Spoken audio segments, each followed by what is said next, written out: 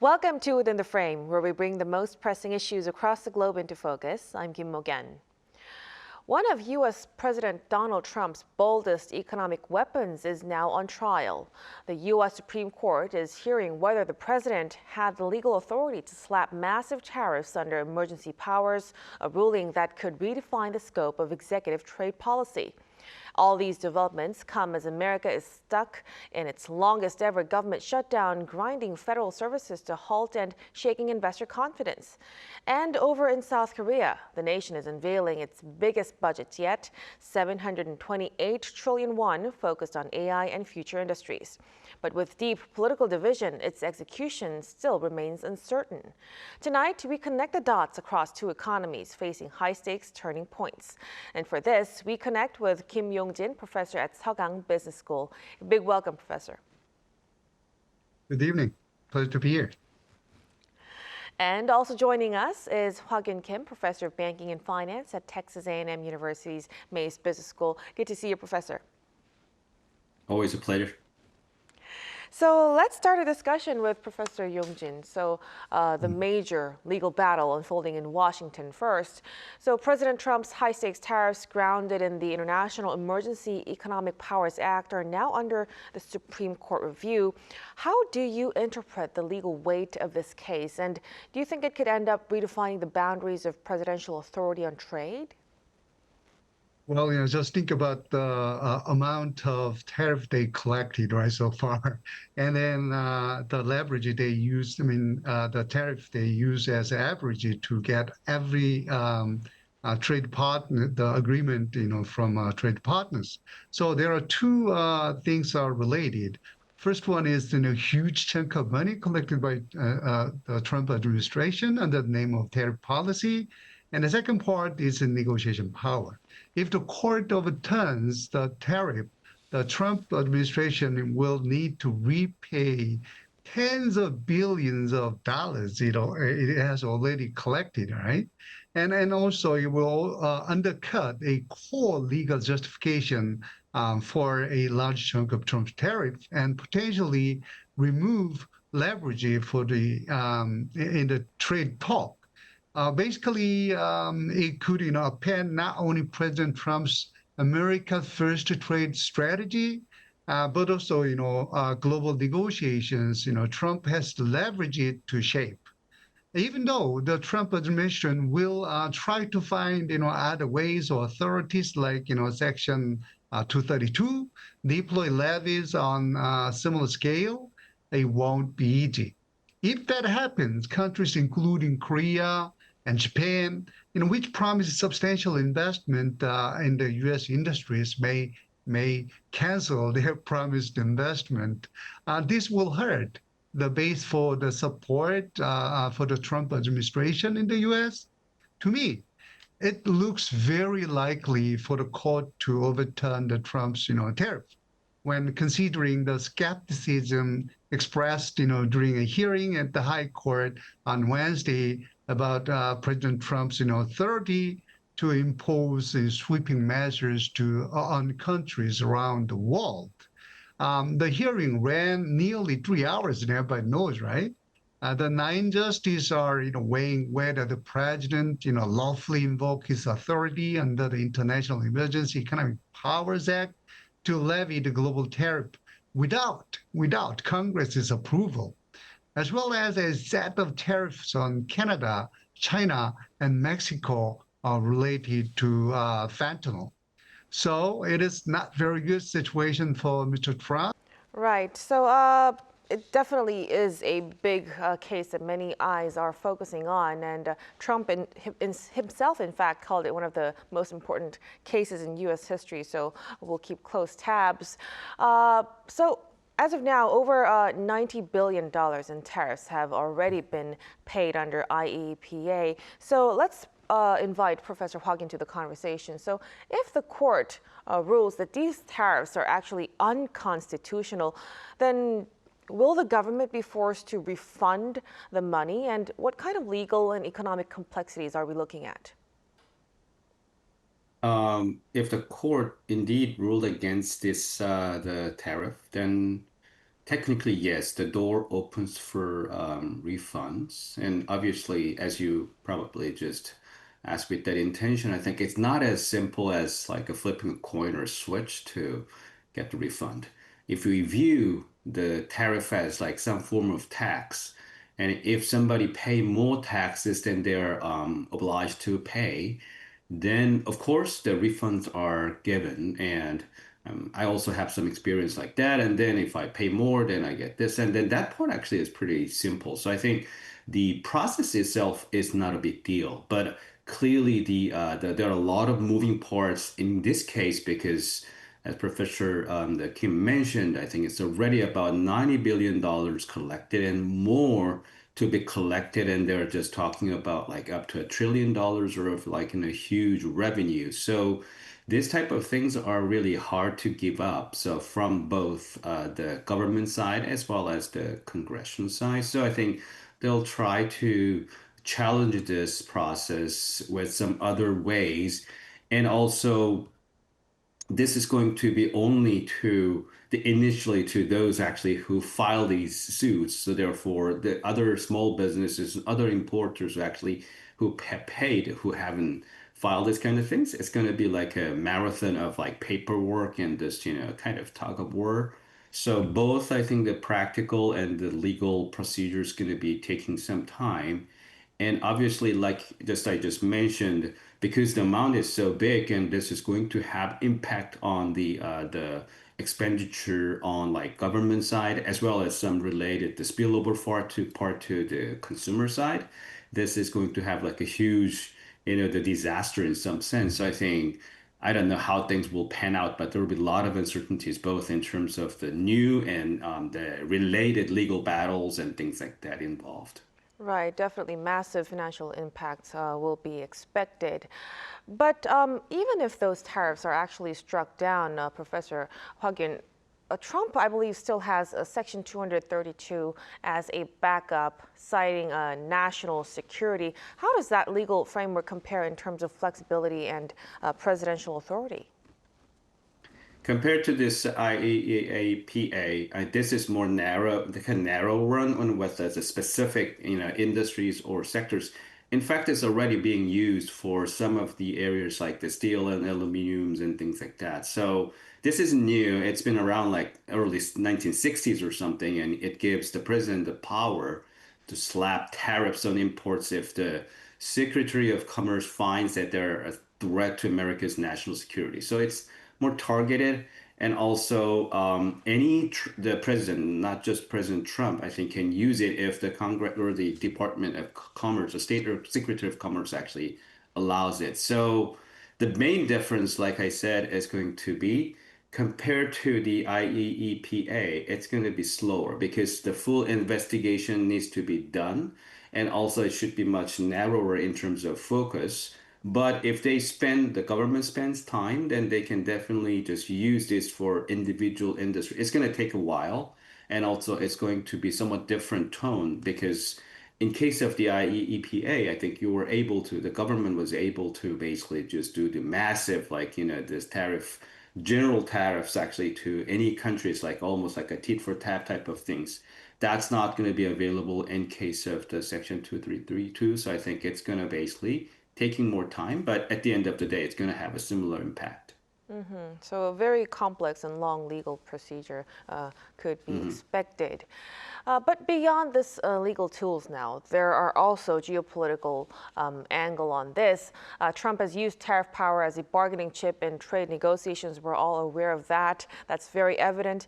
So if that authority is scaled back, Professor Yongjin, do you think it could weaken U.S. leverage or trigger pushback from trading partners? Absolutely, yeah. It could, absolutely weaken the power of Trump administration in the trade negotiation because they don't lose now. They lose now the key weapons, right? So trade partners, have been pressed by the Trump administration to purchase, more of U.S. goods and product, invest, money in the U.S. and build factories in the U.S.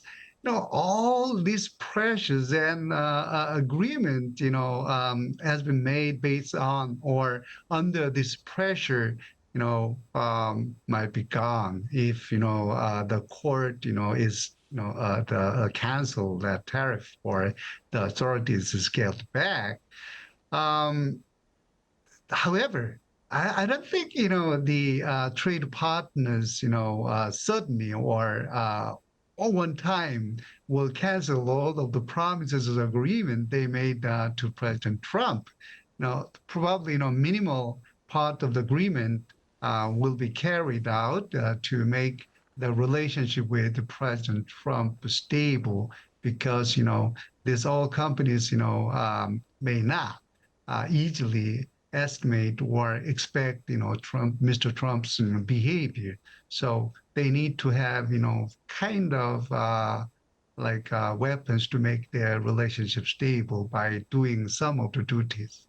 Right, it would definitely be deal a big blow to, the global trade dynamics unfolding, and we'll really have to keep close tabs on that.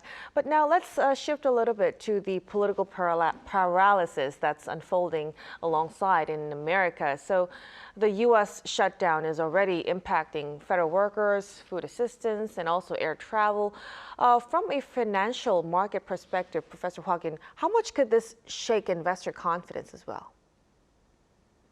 I mean, historically, Wall Street tends to kind of brush off shutdowns that last just a few days or even a week, just a one-day dip and then come back. And so it usually didn't really affect much, but because like investors basically figure Congress will sort things out soon or stocks will just might a little bit of wobble, but I think it'll come back. But this time, I guess it could be a little different because now it's officially the longest. And I just saw news that like the air controller part is going to be reduced because of this the obviously the government shut down. So the biggest problem probably is now the timing because this is November. So the late November, as we know, is the Thanksgiving and the consumption week, which leads to the Christmas, also the shopping spree week. So I think if this continues so that the lots of the federal workers and related the family members cannot really spend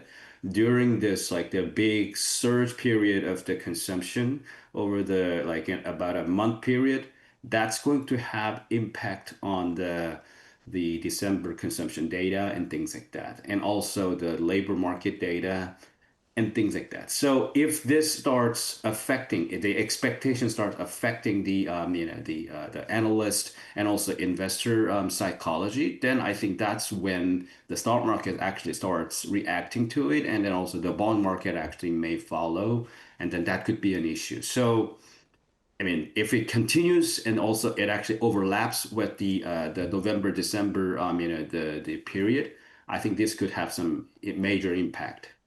Right. So this becoming a continuing and prolonging is actually very concerning for many of us as well. Now, there's also speculation that if this shutdown gets prolonged, it could also lead to a U.S. Credit rating downgrade.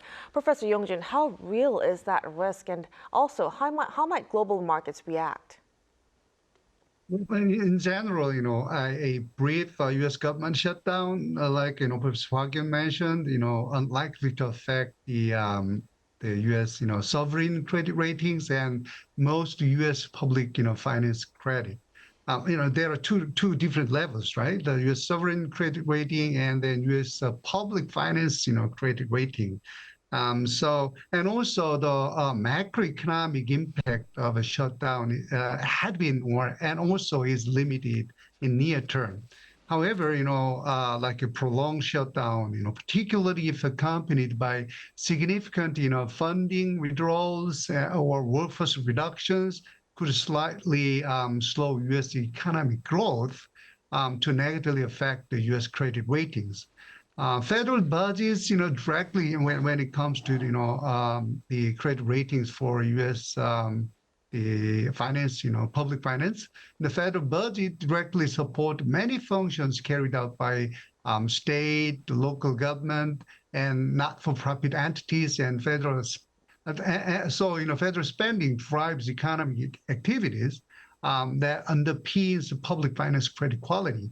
If the credit ratings of the U.S. downgraded, it will influence the global financial markets. Definitely, I think the U.S. Treasury bond will be less attractive than before, which makes trouble for the U.S. government to borrow money from the market, or they have to pay more interest rate, which in turn make the situation worse.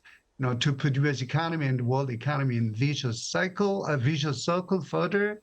We've already seen that three major credit rating bureaus like Peaches and S&P and Moody's stripped the triple crown and triple A of the U.S. To double A's. So the prolonged shutdown absolutely 100% affect the U.S. credit ratings, which will cause huge confusion in the global financial market too.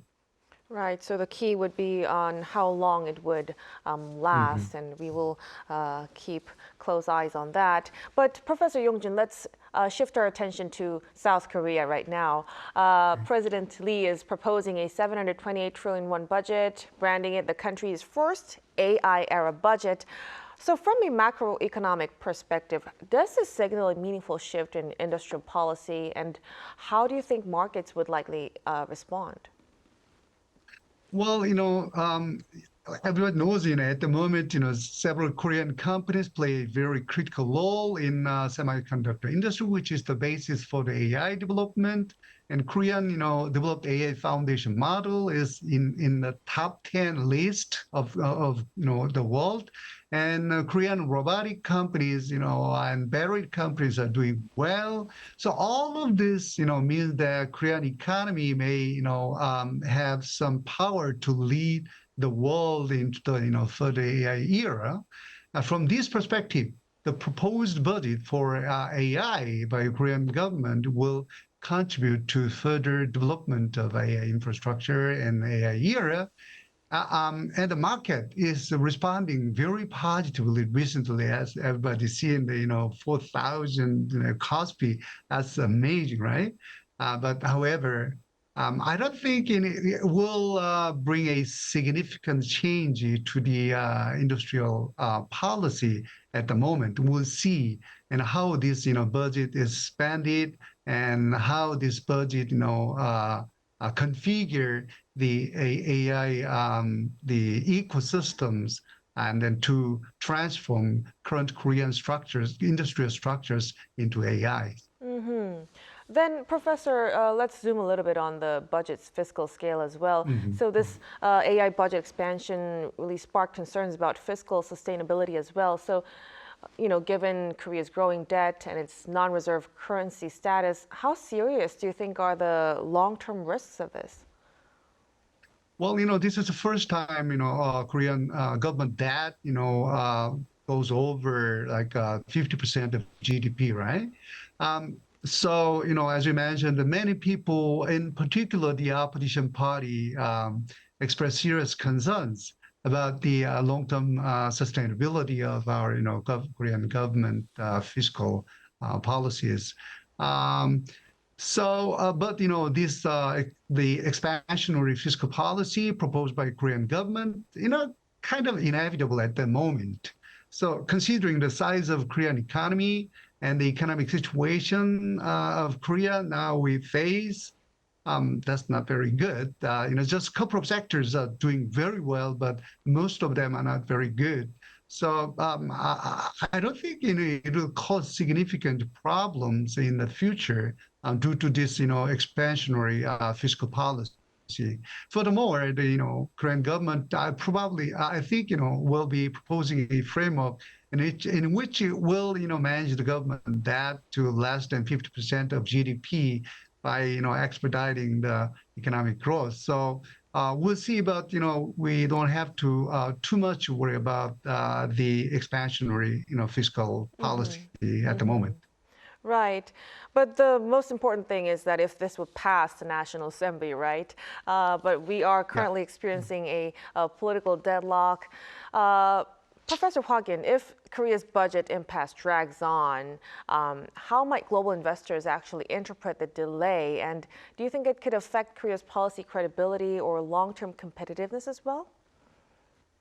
I mean, theoretically, yes, but we all know that Korean politics always have been so divided, basically division, and also like, just fight against each other. So I think, of course, now the ruling party is also the majority. Right? So, but at the end of the day, I mean, we all know that they've always fight, and this type of things always basically just a usual thing. So I don't think this is going to have like a huge impact in terms of the investor confidence. Only difference, of course, this time is this big budget is more focusing on this AI kind of like revolution and also the related investment, which I think it is important at this stage because this is the next big thing. So if this is going to really linger on, like, just to grab the, the foot of just the runners, then I think that's going to be an issue. But as long as this is going to be some sort of like a small things, I wouldn't worry too much about it. Right. Let's hope the bipartisan debate could end as soon as possible as well. But as for now, we'll have to leave it here. Thank you so much for your insights, Professor Yong-jin. Thanks for having me. And of course, Professor Hwa-kyun, we really appreciate it. Thank you. And that'll be all from us on Within the Frame. Be sure to tune in again next time as we continue to explore the stories that matter. Until then, stay informed and engaged.